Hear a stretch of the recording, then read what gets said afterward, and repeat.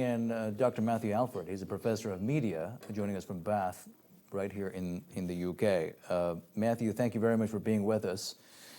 Let me ask a quick question of you before I go back to Alex here. And you're a professor of media, and what is your view of the way the media have been covering this aggression against Iran by the Israeli regime so far? Well, I mean, the media's response has always been very bad towards countries which Britain considers to be rogue regimes or rogue states. I actually took a look at the newspapers today on my way back to see what the initial reactions were to the bombing campaign initiated by Israel on Friday the 13th. I think the media kind of reflect perhaps some shock, really, amongst the British public, and a war weariness as well, because the main headlines in today's papers, you'd be surprised, are not about the war between Iran and Israel. The main headlines are generation of girls let down by police, councils and MPs, ethnicity brushed aside in grooming gangs in the Times, and then something similar in the Mirror.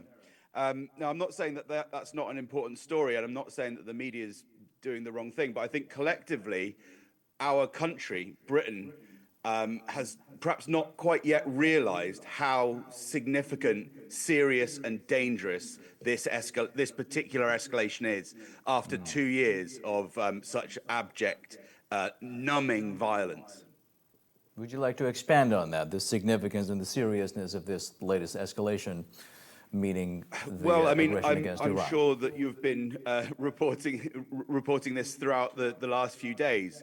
The war with Iran, which has been touted for decades, really, but certainly has been very much on the table since about 2008, when the Bush administration was first seriously considering strikes on the nuclear plants.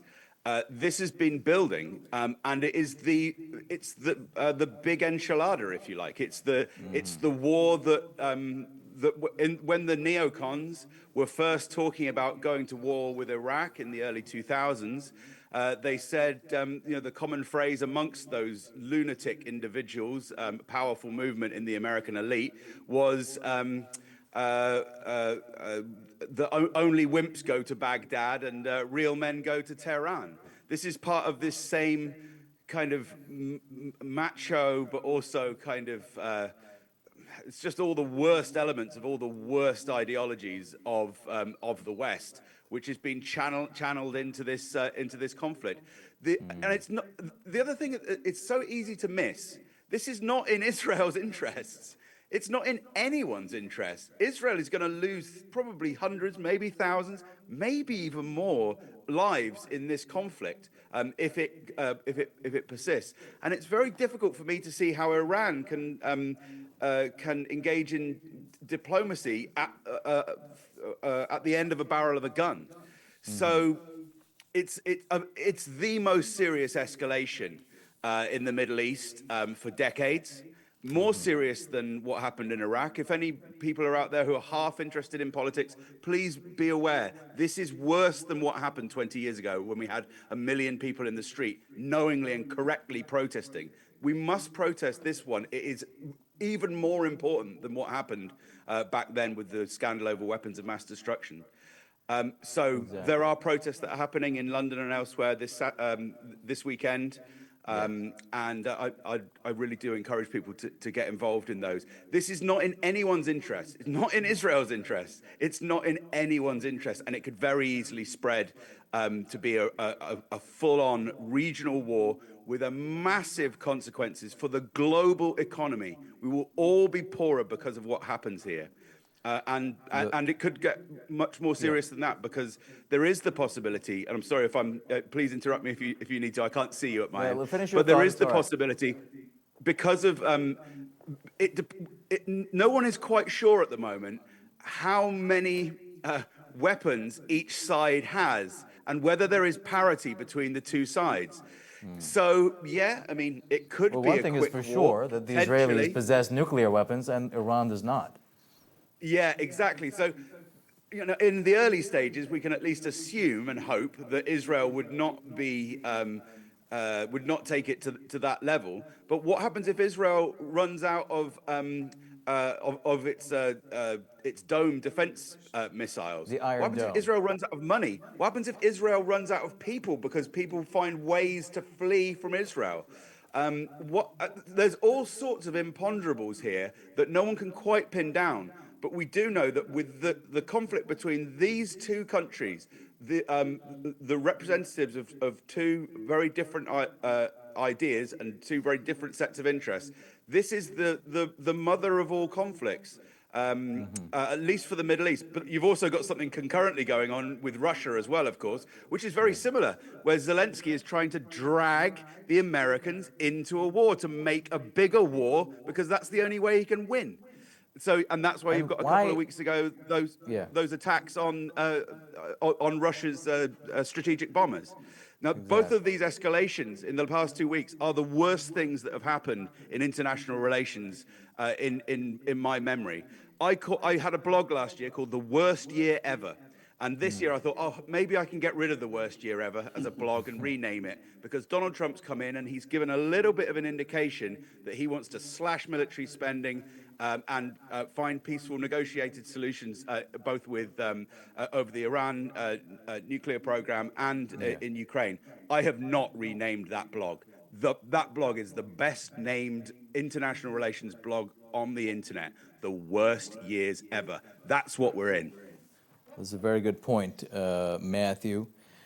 Alex, can these manufacturing sites over the past few hours, as a matter of fact, trying to get those companies to not sell or send their weaponry to the Israeli regime to be used against Palestinians, as we have been seeing over the past 20 months, and now, of course, against the Islamic Republic of Iran. Matthew in Bath, can let's talk about the role of that greater Israel project from the Nile to the Euphrates. What role has that played, in your opinion, in shaping the Israeli expansionism since 1948? And do you think that is still an active geopolitical ambition on the part of the Israeli regime?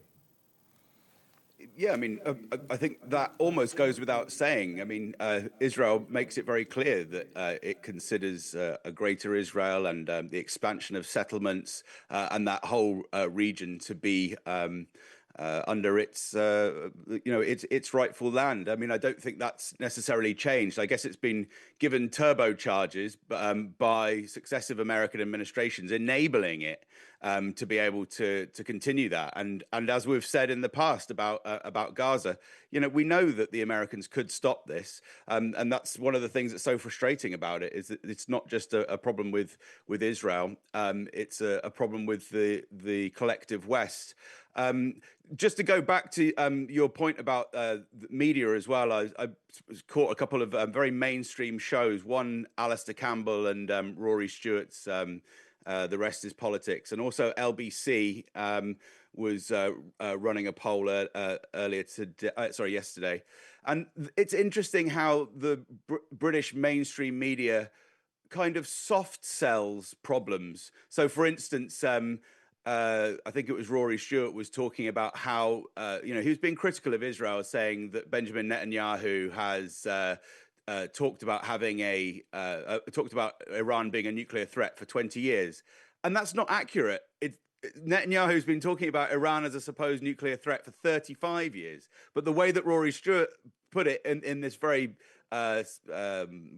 widely seen podcast implies that the security concerns were somehow legitimate and came out of a post 9/11 world. That's not the case. Benjamin Netanyahu's just been a complete lunatic for 35 years and has had these paranoid fantasies for that length of time.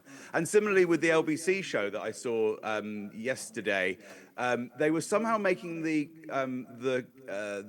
question. It was the most mangled logic you could imagine, which was, can we condemn Israel for what it's done in Gaza at the same time as saying it had a legitimate point in attacking Iran? I mean, that goes back to your point about the Greater Israel. Yeah. You can dance around on a head of a pin, but at the end of the day, Israel is a very dangerous, aggressive force in the Middle East, and it has been for a long time. And that is just like a chunk of rock. That is just staying there like that. And all these media pundits and the mainstream of British news can try and talk themselves into and out of a plastic bag about it. But at the end of the day, we all know what the facts are here. Israel has been the aggressor in this conflict, as it was the aggressor, and it still is the aggressor in Gaza. It's an extremely dangerous situation, not just for Iran, although obviously they're on the receiving end of that at the moment, and should have our most sympathies, but for Israel as well, the wider Middle East, and all of our lives. Our lives will be made worse in this country by the consequences of what is happening here. Right. I can only hope that there are negotiations that can try and tamp this down. But the White House is looking at the best very, very incompetent at handling this. I think that Donald Trump appears to have jumped on these attacks rhetorically, kind of claiming, I knew everything, I am God, and all these kind of things. I think probably he was a bit out of the loop and a bit clueless as to what to do. And one of the things that's so unfortunate about it is that, of course, there were negotiations literally that were planned for, what, yesterday? 2 days ago? Sunday. And they could well have broken through. So this pivot into violence is an absolute disaster. And it's similar to the absolute disaster that has befallen Gaza earlier this year, where there was a ceasefire for a few weeks and maybe a possibility of things improving. And similarly, a similar pivot towards utter disaster has happened over Russia and Ukraine as well, because earlier this year when Trump came in, he began peace negotiations. All of these things have fallen apart in just a matter of a few weeks or 2 or 3 months. It's a very concerning and upsetting and angering time, very frustrating time. And I just hope that all we can do is just keep putting out the obvious things to say what we need to do. And we need a sensible, rational Western policy which will prevent Israel, which is an ethno-nationalist state, from continuing to behave so barbarically. You can't say, it's ridiculous to say that Israel has done the wrong thing in Gaza and become a genocidal state, but then, probably they did the right thing in over Iran. But that's the state of British media. And contrast that with the way the British media treated Russia over its military operation in Ukraine. But guess what? As I was saying earlier, Matthew, I was in Kent earlier today, and I talked to a number of demonstrators protesting outside the Elbit Systems, the WikiLeaks founder, who described the Afghanistan war as one of the biggest money laundering schemes in history. Professor Matthew, in Bath, again, I want to ask you a media-related question, if that's okay. How governments in the States, in Europe, as Professor Chomsky calls it, manufacture consent, get people to support a war that they have nothing to do with. It's an invasion against a country that's thousands of miles away from their shores, and yet people who are suffering to meet the two ends meet, they're paying their bills or getting access to medical care, having to pay for these governments' wars around the globe. Governments do that and have been very effective at doing that systematically for about 110 years. Because when the PR industry first began in the early 20th century, heavily driven by the nephew of Sigmund Freud, for example, who was applying these ideas of the subconscious to on an industrial scale, emote with audiences, to create emotions within audiences. What emotion did they need the American public to feel in 1916, 1917? Fear. Fear and hatred. And so they engineered a campaign to get the United States into, these same people who began the PR industry, used fear to terrify the American public, to show images of great gorillas snatching up the Statue of Liberty, for example, and all of these atrocity stories about nuns being assaulted by Germans and so on. And that was the model, really, for how to get big powers that have got nothing to do with the actual conflict, because it may well be thousands of miles away. That model from the PR industry, at its very inception, began at the very inception of the First World War and has been repeated again and again. And that's why we keep having things like, we're always told that there's a new Hitler, because that's the most convenient kind of bad guy that we want to paint onto any leader, whether that's Saddam Hussein of Iraq, or Gaddafi, or whoever it is. But also, it's also the reason why the powers that be have settled on weapons of mass destruction being the best, because it polled the best with focus groups. There's all sorts of reasons with Iraq. Iraq's a horrible dictatorship. It's murdering its Kurds. It's kind of fascistic ideology, blah, blah, blah, blah. But no one cares enough about that to intervene. But that's why they said, the next warning may not be a warning, it will be a mushroom cloud. That was Condoleezza Rice, the national security advisor at the time. And so these ideas of the idea to create fear on a systematic basis came from the PR industry about 100 and so years ago.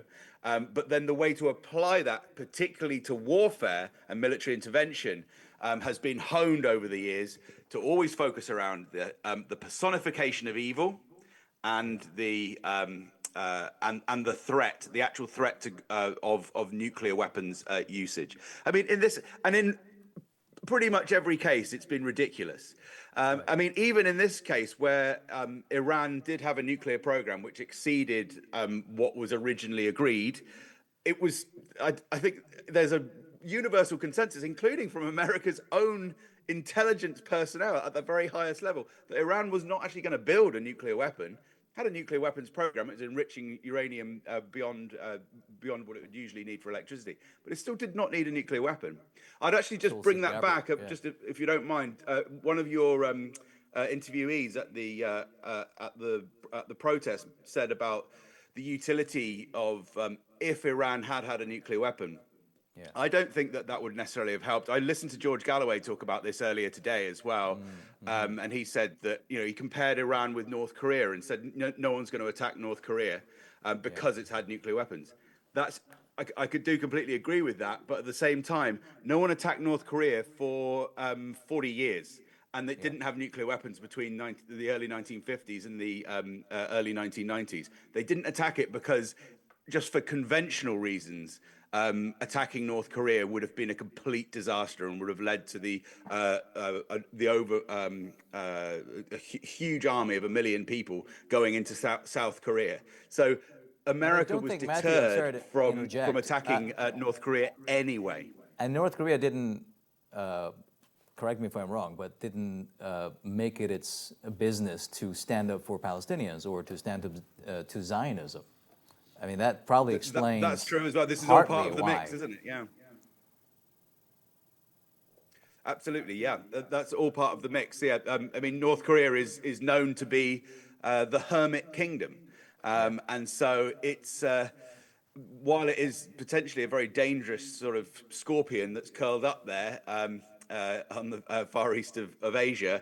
Yeah. It's extremely unlikely to do anything unless someone attacks it, or unless possibly its own regime just collapses under the weight of its own kind of contradictions. But even then, that probably wouldn't be as serious an issue. Iran is very different. Iran's got allies and connections all around the region, and Iran represents something as well. I mean, it represents, even if only rhetorically, for a lot of the time, an opposition to America. I mean, axis of resistance, and not just to America, of course, as well. So, yeah, I think there are quite different circumstances in terms of America, in terms of North Korea and Iran, and the utility of nuclear weapons. I'm not sure that Iran having a nuclear weapon at any point would have worked out very well. At the end of the day, you're kind of Yeah. damned if you do, damned if you don't. There's a very aggressive. There's a nation which is over 20 months into committing a genocide, with very aggressive, and these aren't people who are doing it like bean counters. They are very aggressive, very passionate, emotional figures. What do you expect? Of course, the war is going to spread. I mean, exactly. And on Iran acquiring nuclear weapons, Matthew, well, Iran did the opposite. It joined the NPT. It opened its doors to monitors from the IAEA, whereas Israel, as we know, possesses between 70 to 400 nuclear warheads. It is not a member of the NPT. And look at the difference there. And that's probably why the likes of George Galloway are making that comment. And speaking of Iran having allies, I heard Alex list them earlier on. A quote from Kim Jong-un, the North Korean leader, saying Tehran is not alone in this battle, that the Korean People's Army is on high alert. You have that on one side, Alex. And on the other, a quote, this is what the American president, the US President Donald Trump, posted, which is a text message from his ambassador to Israel, Mike Huckabee, praising him to the seven heavens and going all the way down to where he says that no president in my lifetime, this is Mike Huckabee, has been in a position like yours, not since Truman in 1945. I don't reach out to persuade you, I only to encourage you. They are threatening Iran with the use of nuclear weapons. But it would be a big mistake because, like I said earlier, few countries have come out, and especially Pakistan made it clear that if any Israeli ally, or if Israel itself goes for a nuclear weapon, Pakistan is also a nuclear power. They stand with Iran, and that's clear. So not only Pakistan, but China. Yeah. China is also prepared to support Iran, and also North Korea and Russia as well. So we have two blocks today. Maybe they will sit or listen and change the rhetorics. Because America has been supporting Israel all those years. And that's why Israel has been committing all these attacks and atrocities. And currently, there is a charge by the International Criminal Court which need to be addressed by the Israeli Prime Minister. Mm-hmm. And now, if they're coming up with further atrocities, but Iran is not alone.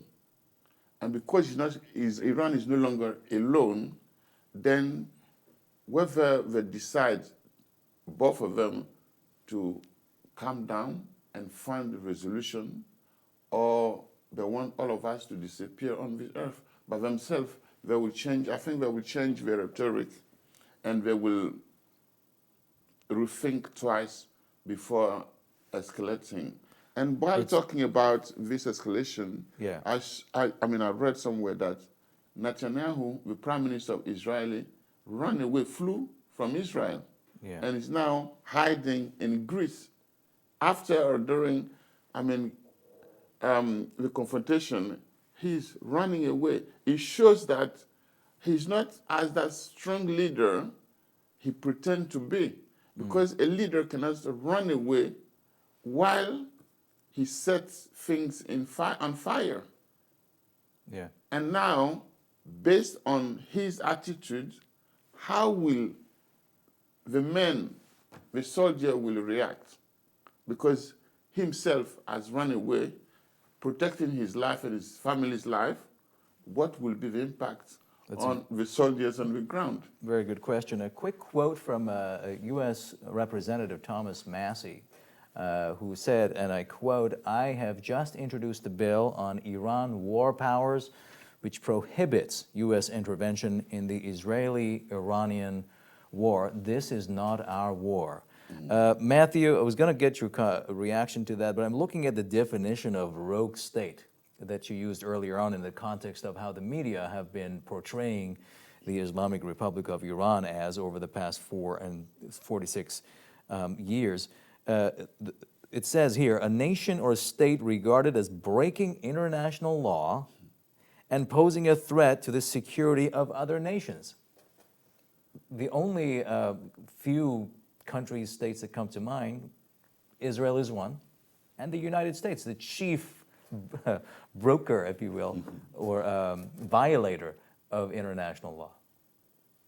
Yeah, absolutely. And there were other terms that were used by the State Department and Pentagon over the past 30-odd years, other than rogue states, but very similar.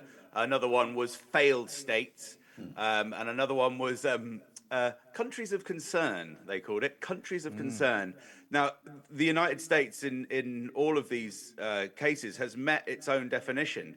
I haven't followed it as closely as the foreign policy issues, but there are considerable problems in America's own borders at the moment, including where they're talking about sending the military into its own states due to criminal activity and civil unrest and all the rest of it. So America is not only a rogue state, but a failed state as well in many senses, not able to look after its own people. And that's why I say about Israel not actually acting in its own interest. It is contributing to the destruction of itself and its citizens. And hopefully there will be some rational people who want to preserve their own lives and their own societies. And there's no need for any of this. That's what's just so baffling about it all. Really, there's no need for it. It's these are reactions based on elite interests and a broader emotional meltdown from certain sections of society. It's all completely unnecessary. As you said, there was no nuclear threat from Iran. Yeah. I do think there was. I mean, there's a question mark about, for me, whether Iran made the right strategic choice, because by saying we could build a nuclear weapon, but we're not going to. And it might take us a few weeks to do it. To win Whether that was the right when they way were negotiating. to approach the international It was aimed at winning. I don't know. I mean, they were negotiating, and countries do things like that to go to the table with, a powerful hand of cards to be able to play to get a better deal. That was the purpose of it, which is why Iran, for an entire year after Trump pulled the U.S. out of the nuclear deal, stayed committed, and only after a year it started scaling down its commitment to it.